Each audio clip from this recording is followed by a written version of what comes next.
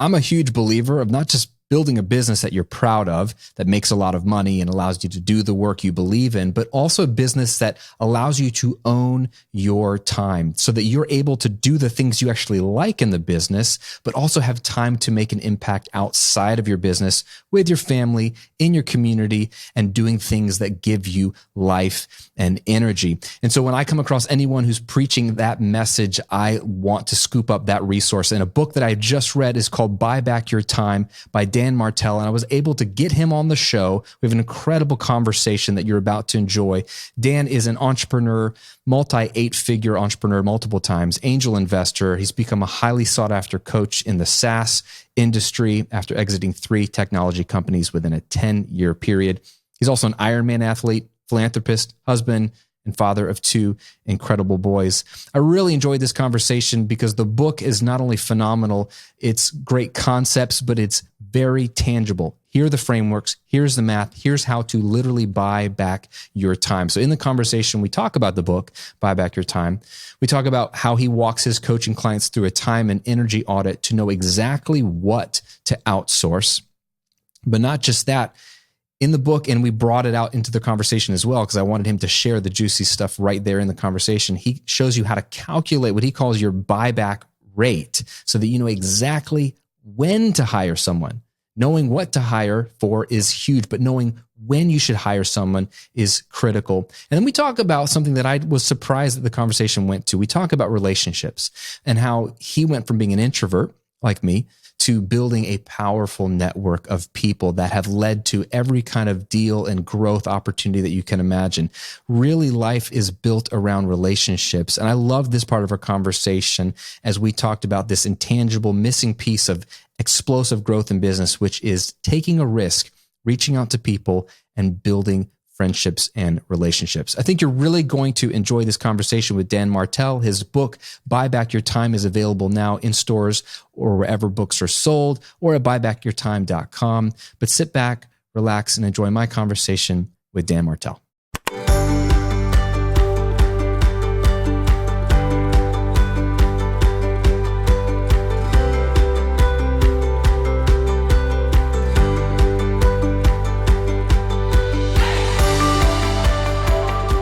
Well, Dan, it's so good to have you on. I'm really glad that our paths crossed because this topic is so near and dear to my heart.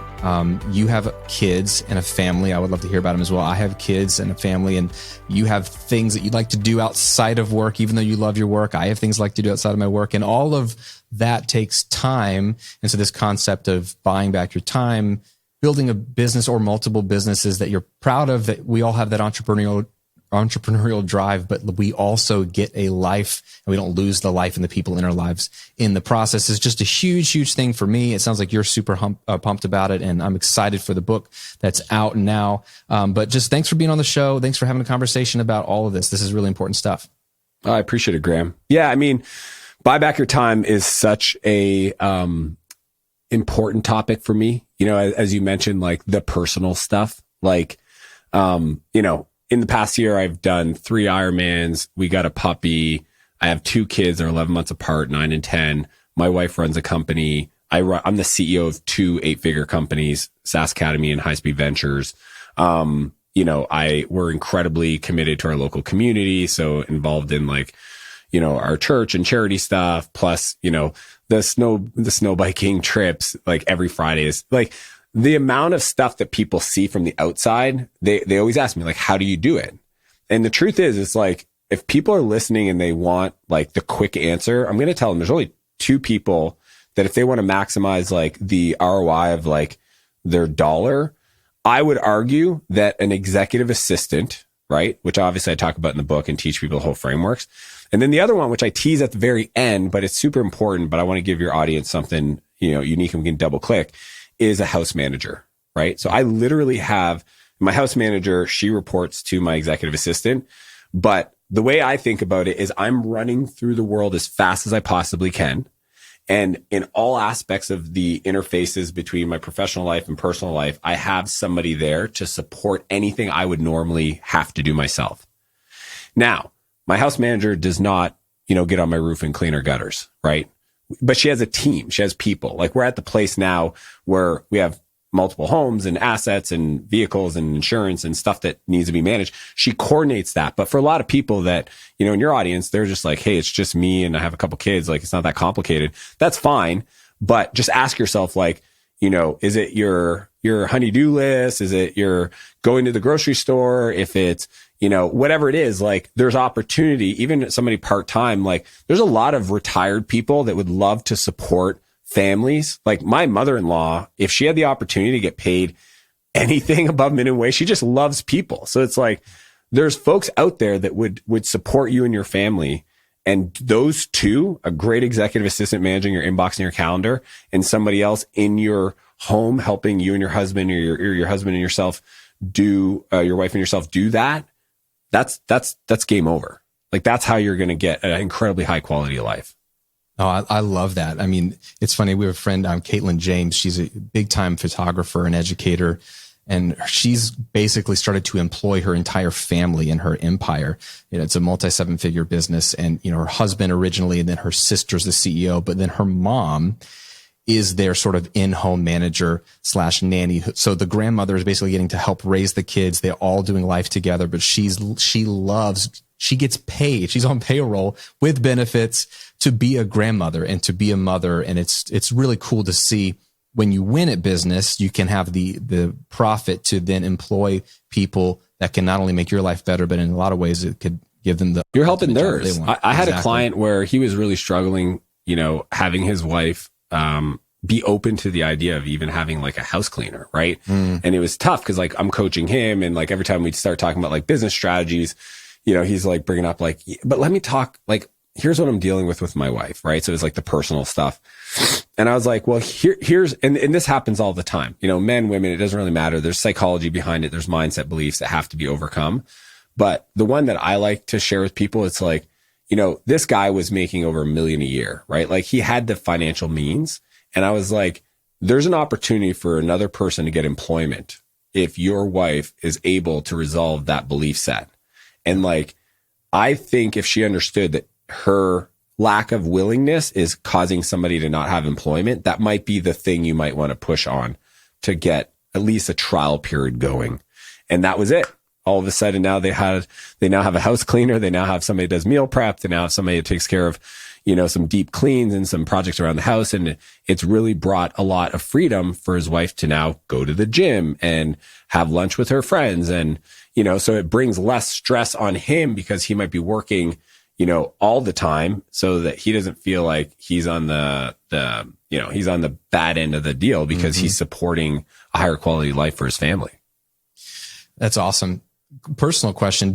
Have you and your wife, since your wife is a business owner as well, so similar to me, my wife runs a company that's functionally a SaaS company as well. So I probably have to have her ask questions to you because you're the king of SaaS. But have you struggled with people's perceptions? It doesn't matter what they think, but being judged by the way you're managing your time by hiring people, freeing up your time. Do people ask you, like, for example, my wife was on a podcast and with a good friend, super successful, but the mantra of work crazy hours all the time runs so deep in our culture that when she was asked, because my wife runs her company 2 days a week, but she was asked, what do you do on the other days? And Shay was saying, well, you know, I have coffee with friends or a lunch with people, or I call my mom, or I do some errands. Like there was like a glazed eye look, right? Of like, well, and there was a comment made about, oh, it must be nice to be able to do the ladies that lunch kind of thing. And it was this sneaky sort of judgment on like, wow, you're just chilling all day.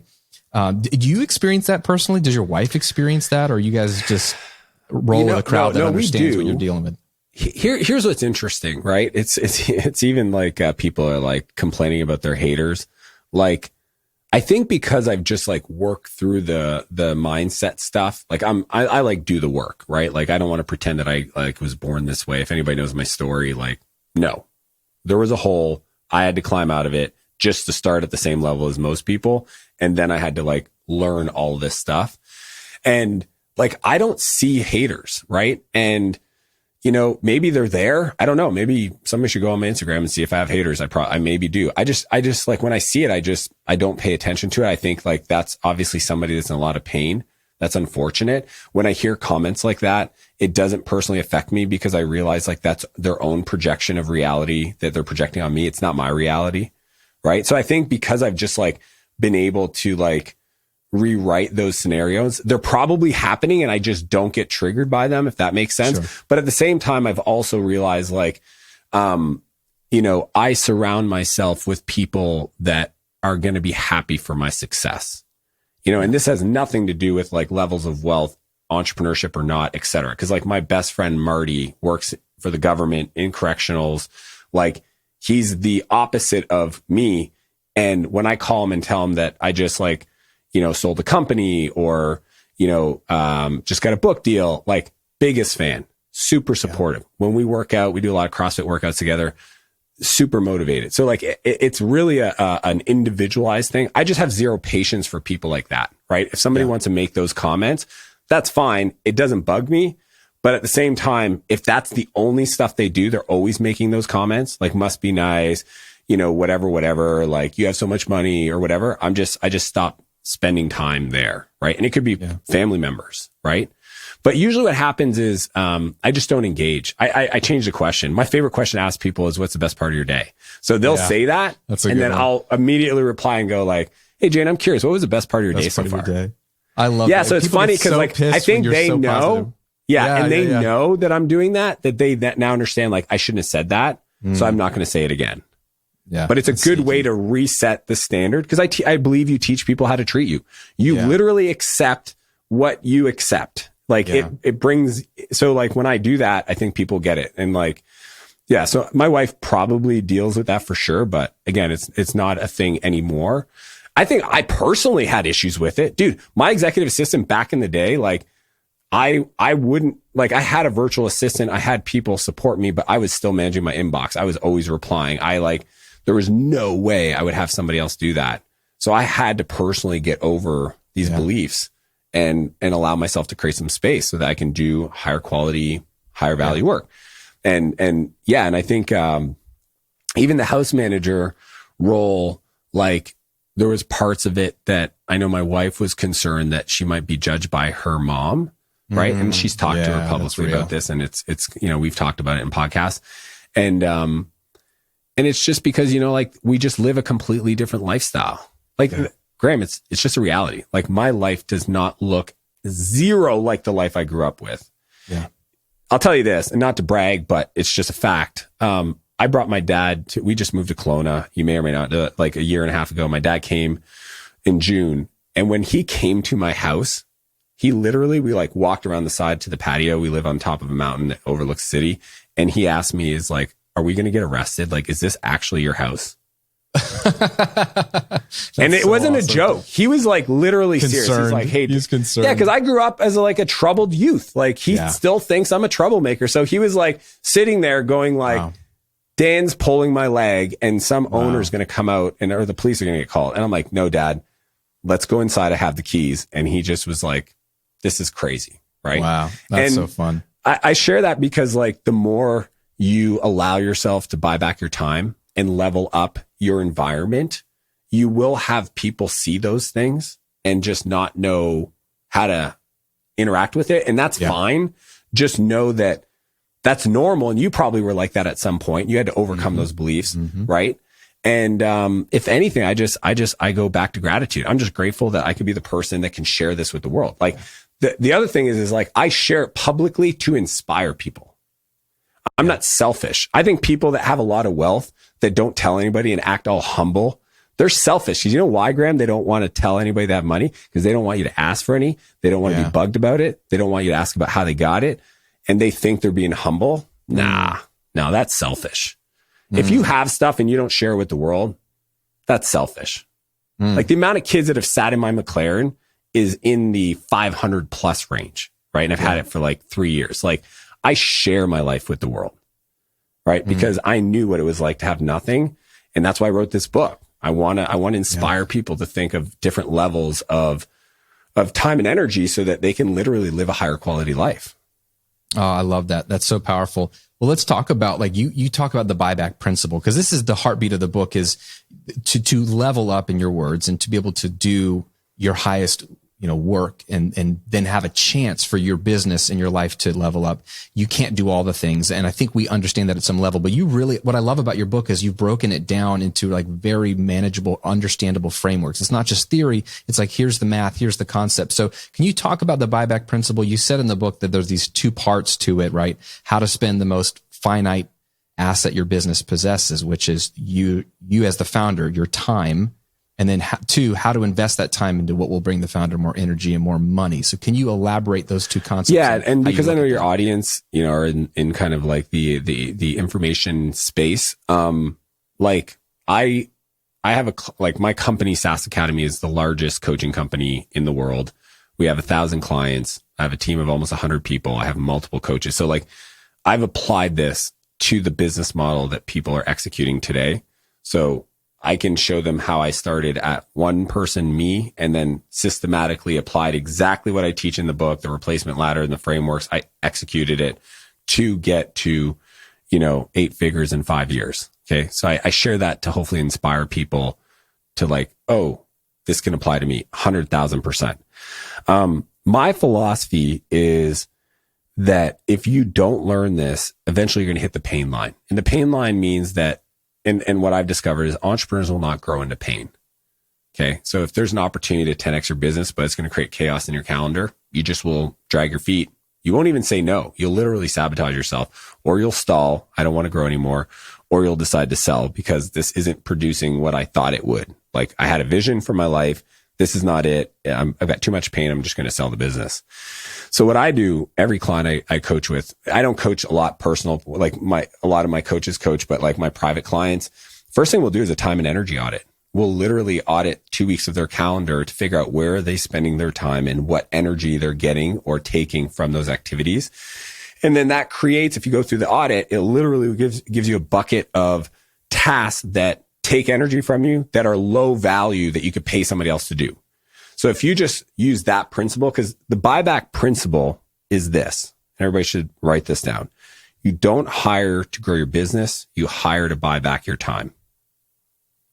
You don't hire to grow your business. A lot of people hire to add capacity.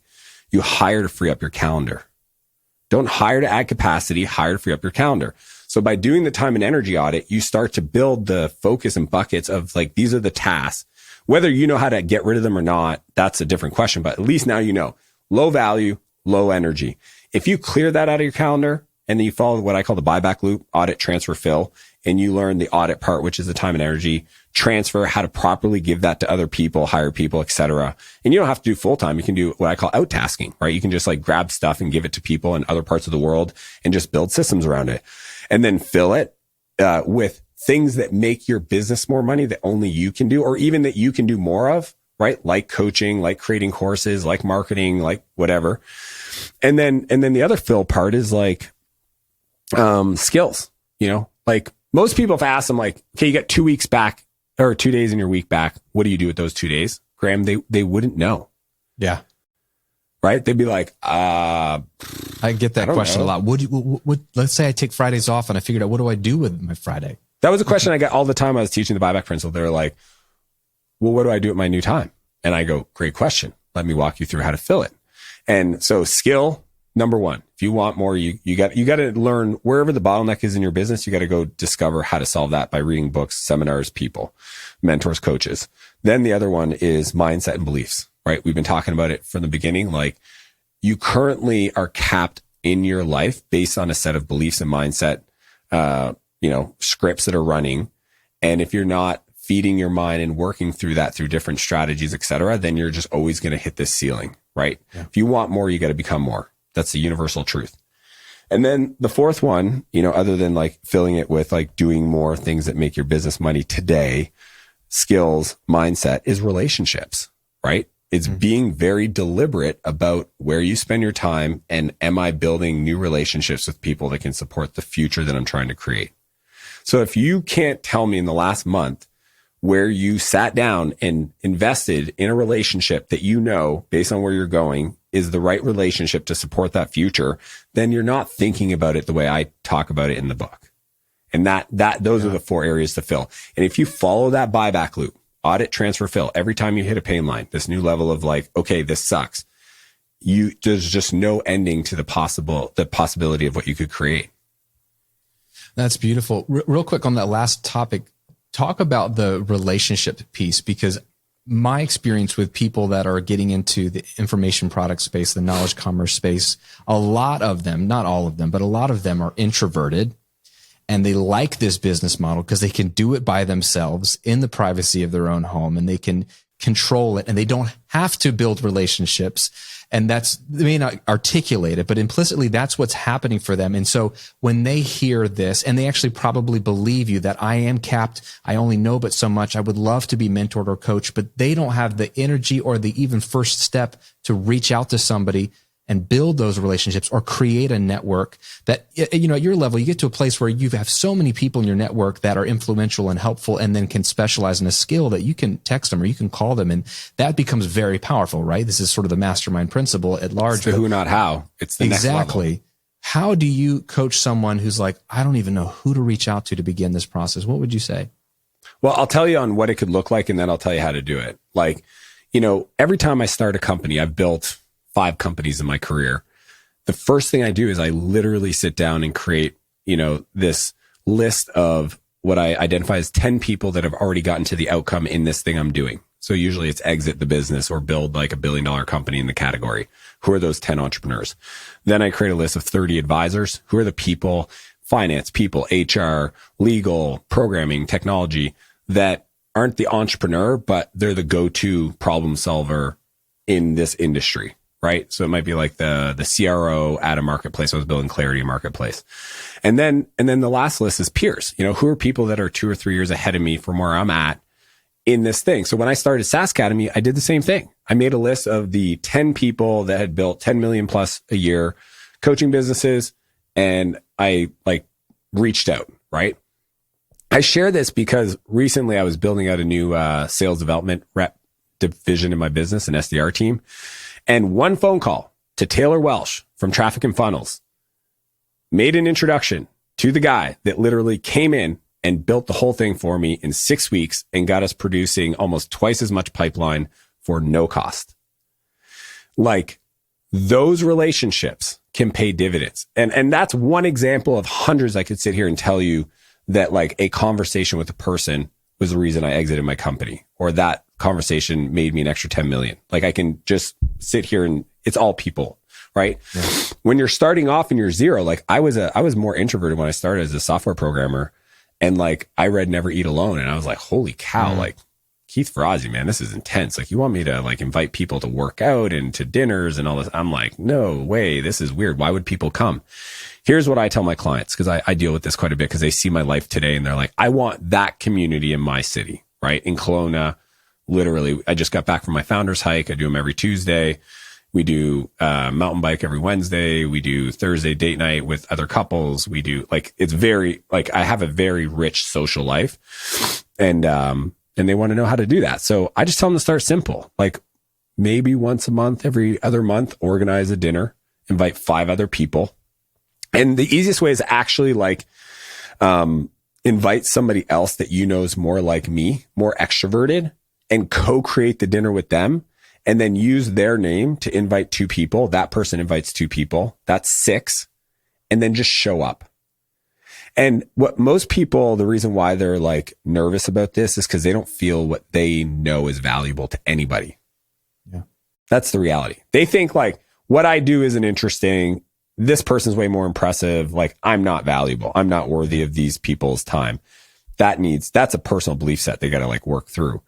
But usually my approach is very simple. I like sit back and I listen to what people are struggling with and what are their challenges. And I'll ask them. It's like, what are some challenges you faced recently? Right. And I look and then I hear and I go, oh, my lawyer can help you with it. Do you want me to make an introduction to my lawyer? And they're like, oh, that'd be great. Perfect. So it's not that you need to know the answer. You just need to know potentially a person. So that's why this thing starts to snowball, because the more of these dinners you do, the more people you'll know, the more opportunity you'll be able to route and answer questions. So like Taylor messaged me and he's like, hey man, I'm working on this new software thing. Do you have a good lawyer you can recommend? 100%. Let me go out of my way now that you've added so much life or value in my life to go like connect you with my lawyer, Joey. He's the best in the business. Like, he's amazing. I'm so excited you're going to be working with him. And like, that's just a way we can create value. And like, that to me is the relationship side. And the truth is like where I'm at in my life today, like I work with I sit on the board with my best friends. Like I'm on the board of their company and we mountain bike on the weekend. Like it's integrated. There's no like, I go to an office and I wear a suit and I talk to people, business talk, and then I come home and now I'm a family man. It's like, no, like it's all just one. And it's just, so maybe people are more introverted and they don't want to do that. But at the same time, like I said, the relationships today that are going to support the future you want to create. If your future is small, keep doing what you're doing. That's fine. And I shouldn't say small, but maybe it's just like, hey, I'm happy at this level. Fine. Perfect. You can get away with just going skill set, mindset, and higher energy, more valuable stuff in your business. You don't have to do the relationship stuff to fill your time. But if at any point you start asking yourself, like, what could I do? What's my potential? What am I here to do on earth? And something calls on your heart, pulls on you a little bit to do more. Just know that like the people side is going to be a core part of this. There's just no interesting things that have ever been created in the world that didn't have people behind it. Even if you knew the person behind that, there were so many people that supported the project. Like my book is like a community support, like yourself and so many other people. Like, of course you want to have those relationships. Yeah, I think it's interesting where the conversation's gone and where I'm interested in it going at is this people is the common denominator, because your book is about buying back your time, and there's so much in there. There's like, to your point, so that you can do the high level tasks. But at the end of the day, you can only take your business but so far, and then you can only take your life but so far. And I think as an introvert who's learned to extrovert, I think it's hard in that it is an extroverted world. It's because it's a world about people, and the world has always been about people. So as an introvert, I think we have a disadvantage that we have to just get over and realize it doesn't take much effort, but a little effort in connecting, making relationships can be the difference in a life that's meaningful and satisfying and a life that's miserable. And it does. And the effort part, an example for us is, we've been a part of the same church for 12 years. We came to Tampa to plant it years ago, and God called us out of that church, and we were looking for a new church. I hadn't done that in 16 years. And talk about a weird thing. If you've ever church shopped, you're just like walking in, you're like, hey, is this my community? Is this my community? It's like going on a blind date with a bunch of people that you don't know. And so we landed at this church, and it's huge. And I've been meeting people who are like, yeah, I don't know anybody here. And I've been here for a year, and they feel like it's just not a great place because they don't know anybody. And I just dove right in because I'm an introvert. I know I need to like start making friends, connecting with people. And I've been connected to so many people who are, to your point, know people, are skilled in an area I'm not skilled. My world has opened up just by making the small effort to connect and get in the mix, as much as it pains me, because I'd rather just stay in the corner and watch other people live their lives. And it's been so enriching. And that's the stuff that, to your point about integrated, when you have friends that also do business or have specific skills, you end up doing projects together that you never thought you would do, where everybody wins and everybody's enriched. So it's just very interesting how buying back your time is also really about connecting with people, man. I mean, even like my real estate deals, like the reason why rich people get richer is because they have richer relationships. So like I'm getting access to stuff that never hits the market, that somebody else who's world class at something, like my buddy AJ, brings to me because he likes me. He could do the whole deal himself, would rather have a partner. And like, it's just so crazy how like it just all of a sudden in the book, I teach this thing called the 10X vision map. And I deliberately say like, the personal, and then your current business, and then the empire you want to build. And the empire could be like you mentioned church, like maybe you want to be the largest contributor to your church. Maybe you want to help create other locations. Maybe it's, it could be charitable stuff. It could be investing in other businesses like yourselves. It could be whatever it is. Like empire is just a big word to say like more than just my current business. Right. Yeah, and that's most people. Yeah. And then your lifestyle, like how do you want that lifestyle to look? So there's like these 4 quadrants. And why I love the empire side is because what I've discovered is when you have mastery in your business, right? And it might take you 10 years to get to that place, or it could take 5 years. But like when you actually become really great at the art and the craft you do, especially if you're buying back your time so that you can actually work on that craft, then eventually, you can start to think of the empire, and that aspect of your life isn't you working more, is literally collaborations. So like when I look at like High Speed Ventures, my investments, the companies I acquire, that team, those are things that came together, not because I worked harder, but because of the work I did throughout the years to be able to move faster. I've literally seen my life change because I was sitting next to somebody, and because I had the space in my head, because I wasn't stressed out. I had my assistant managing my inbox, my calendar, and like have a great team and all that stuff. Because I was like light and airy in my energy, I turned to the person. I just happened to say like, what do you do? Yeah. And that person ends up being the partner that I'm then going to go create this different business with. Right. And like, that's the magic of the empire that I think a lot of people think is this big endeavor that is actually easier the more you do this, because you actually have the space to bring that attention and energy to. Yeah, that's such an intangible, but so valuable. But if you're stressed out in your head, you don't have the brain space or the awareness or the intuition is blocked to even notice somebody that you have the sense, I should talk to them, or I should offer something. And it's if hard. God's on your heart and he's telling you to talk to that person, absolutely, you should lean into it. Like I listen to my intuition. Because here's what I know. And I told this to my Uber driver recently, this guy named Dave. I was 2 hours in his car because my other car canceled on me. And I was going from Palm Springs to Dana Point, California. And I told him, I said, David, like, think about this. There's 8 billion people in the world. And you and I are in this car together. I don't want to freak you out, dude, but like, I believe there's a reason.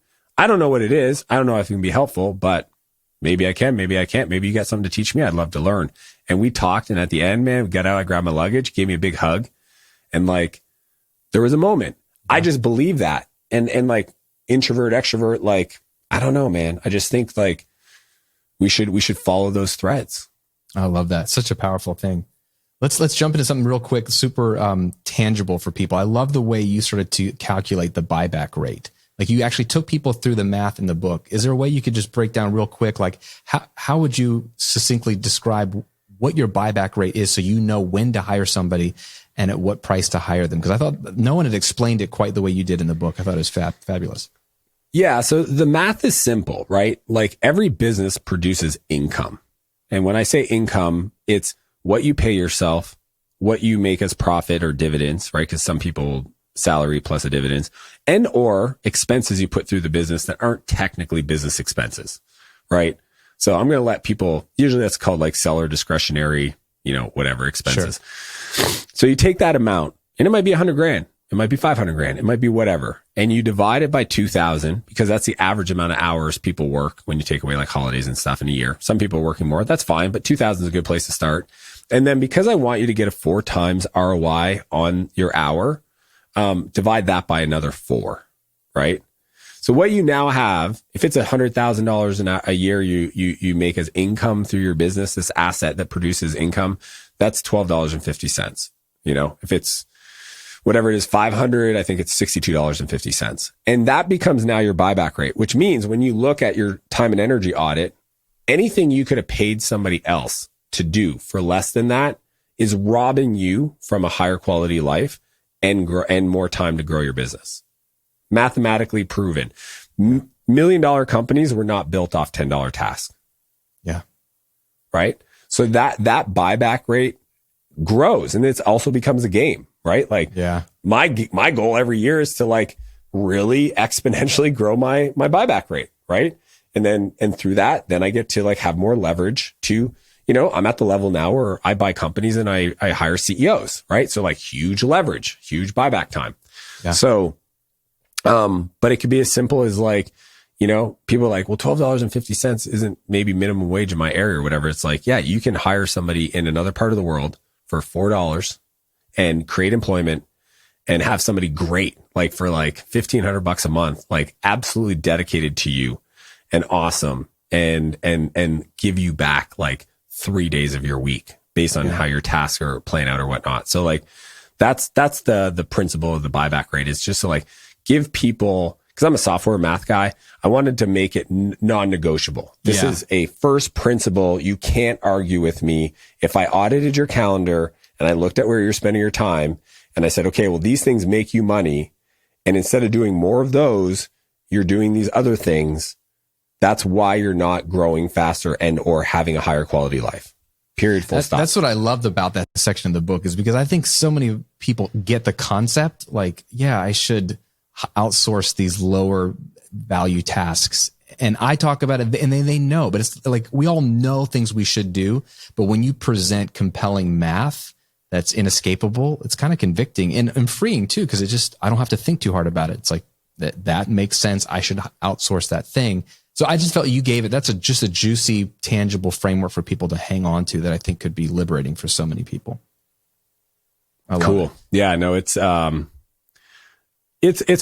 A little math. I apologize in the book. I think about, I'm going to do some math with some people, and some That's people good. are more I story think I always felt like a good book, especially if it's a nonfiction, personal development or business related one. It needs to be both inspirational and practical. Like you need to have the steps and not just the theory. And it can't be just the steps. Then it gets too beefy, right? Like, my first draft was that. And my editor laughed. He goes, let me explain you the difference between a university textbook and a best-selling book. And I was like, okay. So like I literally 70% of the book got pulled out.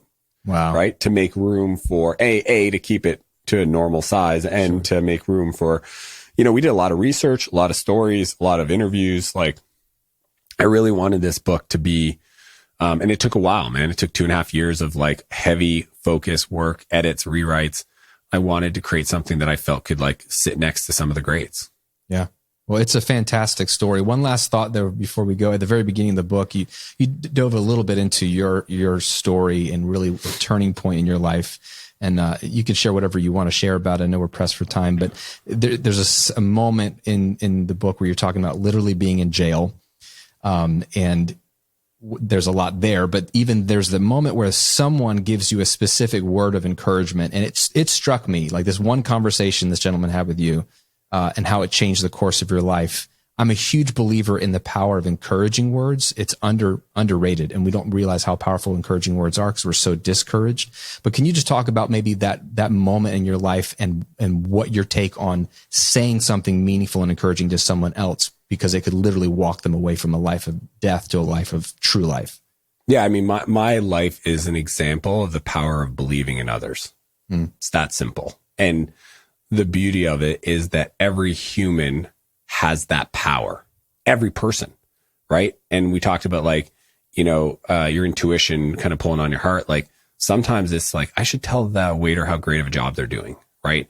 And then you minimize it and you don't say anything. It's like, no, like tell them like, you're really great at this. You're amazing. Like, I love your energy. Like, and just, sometimes belief, cause you never know who's just like lacking that. And like, when I was 17, I ended up in prison for the second time.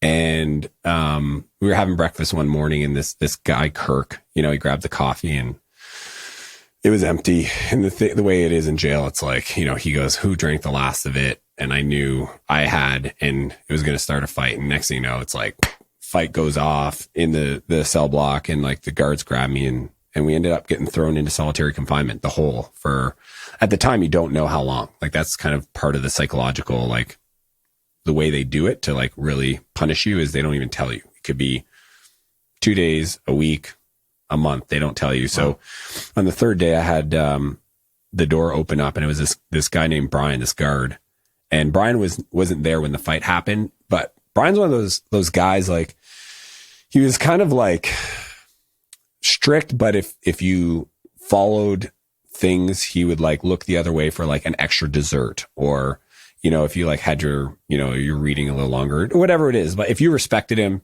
he would give you some leeway. You didn't respect him, there was nothing, zero given. So I kind of always admired Brian and just like, I guess just wanted to be good for him, like for him to like me. And he just like opened the door and shook his head and he just said, come with me. And I just felt like so stupid, right? Cause like I'd been really trying to do good and get out early and get to a rehab center. And, as we were walking back to the jail cell, we ended up passing the cell block door, in the hallway. And I was like, whoa, where are we going? And we ended up going to the next door, which is the guard unit. And he opens it up, and like rule number one is no inmates are allowed in the guard unit. Yeah. So I didn't know what was about to happen. So I'd never seen inside of it because it's like on the other side of the one-way mirror that faces a cell block. And he brings me in there and there's nobody else there. And he asked me to sit down in the corner and I sit on this chair and he just looks at me and he goes like, "Why are you here?" And I was like, "Well, I got in a high-speed chase and, guns and drug addiction." And he goes, "No, man." He goes, "Dan, what are you doing here?" And I'm like in the hole, like I got in a fight with Kirk. And yeah. He's like, "Dan," he goes, "what are you doing here in jail?" Because if you've never heard anybody tell you this, you don't belong here. I've watched you stay out of it and do the work. And, you're so talented. Like it doesn't make sense to me. And I just broke down, man. I was like, yeah. I don't know if it was the first time anybody had ever said that to me, but it was definitely the first time I heard it. Mm. And because of who he was, and he'd been there probably for like 10 years and seen so many kids and people come and go, that I just thought maybe he's right. At the point, I just thought I was just a horrible human and I was never going to do anything with my life. And here he was telling me that like he believed in a different side. And that was a moment. That was like this. I was like, okay, well, if Brian thinks this, maybe there's more. And maybe I should, I'm going to not overreact next time. And I'm going to like try to stick to myself. And I ended up getting out and had this incredible journey of personal growth and development and challenges definitely along the way. But I mean, the life I live today is a true blessing. And I mean, that's why I have such a sense of purpose and passion to share it with the world. To like, I work every Friday is my at-risk youth day. Like I work with kids in the community. I do talks online. Like that's just a big part of my life. It's funny because I didn't share that story. The story I begin with at the beginning of the book, I didn't share for 15 years. I was huge shame, didn't want to embarrass my family. I ended up getting out of prison, going back to high school, different high school, and kept it to myself. And, I just realized I was like living these two lives. Like I would go visit this rehab center that saved my life 3-4 times a year and tell my story to these kids. And then I would like go into a board meeting and be in business and nobody knew that this is like this part of who I was and what makes me tick. Isn't that funny? It's sometimes the most powerful thing we have to give, we don't give because it's in us. Yeah. Every one of us. Wow. I love that story. Thank you for sharing it. I loved hearing you share it. Even reading off the page was powerful, but I really believe in the power of words. And as you're a coach as well. And so, it's not just information you're trying to give people, or you're not just trying to solve their problems. A lot of times you're trying to help them walk away feeling that somebody believes in them and like, hey, you can do this. Like, not only is it possible for someone to solve this problem or grow this business, you specifically can do this. And a lot of times we're not hearing that from anybody. So when I saw that and how much that was a catalyst for your entire life changing, and then your wife and your kids and all the people you've touched, I thought, man, just one person just saying something. To your point, maybe he had that intuition. I got to tell Dan this, like, be obedient to that voice in your head that says encourage somebody, because you have no idea what trajectory you could send someone's life onto, which is beautiful. Yeah, that's been my mission in life, is to be the Brian for other people. That's all I'm doing.